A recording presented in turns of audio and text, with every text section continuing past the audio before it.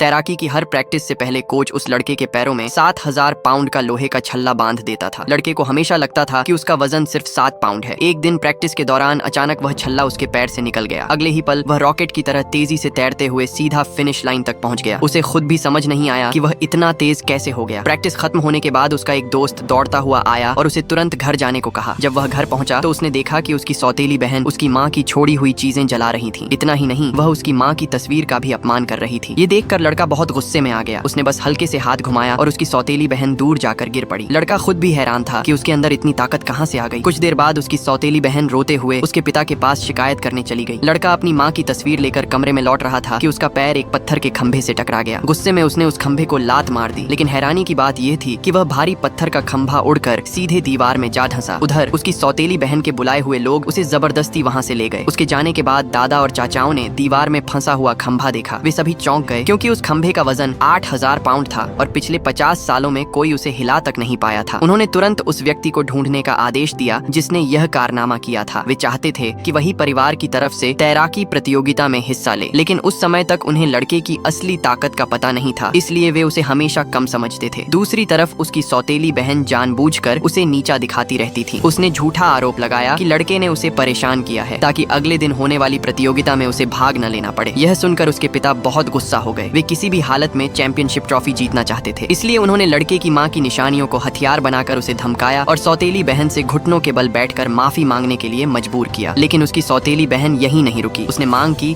कि लड़का अपने ही पैर तोड़ ले। उसी समय उसकी चाची उसके बचाव में आगे आईं। उन्होंने पिता से कहा कि लड़के ने भी तैराकी प्रतियोगिता के लिए नाम दर्ज कराया है, शायद वही चैंपियन बन सकता है। परिवार की इज्जत को देखते हुए पिता ने आखिरकार उसे एक मौका दे दिया। जल्द ही प्रतियोगिता का दिन आ गया। पहले राउंड में सहन शक्ति की परीक्षा थी। जो सबसे ज्यादा देर तक टिकेगा वही विजेता बनेगा। उम्मीद के मुताबिक उसकी सौतेली बहन पहले स्थान पर रही। पिता गर्व से मुस्कुराए, लेकिन लड़के ने जानबूझकर सिर्फ 3 सेकंड में हार मान ली और सबसे आखिरी स्थान पर रहा। सभी लोग उसका मजाक उड़ाने लगे। सबको यकीन था कि उसकी सौतेली बहन ही ट्रॉफी जीतेगी। उसने भी उसका अपमान करते हुए कहा कि वह हमेशा निकम्मा ही रहेगा, लेकिन उसके कोच ने उसे हिम्मत नहीं हारने दी। फिर दूसरा राउंड शुरू हुआ। इस बार उसकी सौतेली बहन उसे नीचा दिखाने के लिए जानबूझकर उससे एक कदम बांध पानी में कूदी। फिर भी वह जल्दी ही उसके बराबर पहुंच गई। अचानक उसने पानी के अंदर लड़के पर हमला कर दिया, लेकिन लड़के की ताकत अब किसी साधारण इंसान जैसी नहीं थी। उसने सिर्फ एक वार किया और सौतेली बहन दूर जाकर जमीन पर गिर पड़ी। हालांकि इस दौरान उसका हमला लड़के के पैर में बंधे लोहे के छल्ले से टकरा गया और वह छल्ला निकलकर पानी में गिर गया। अगले ही पल लड़के को लगा जैसे उसका शरीर बिल्कुल हल्का हो गया हो। फिर वह रॉकेट की रफ्तार से पानी चीरता हुआ फिनिश लाइन की ओर दौड़ पड़ा।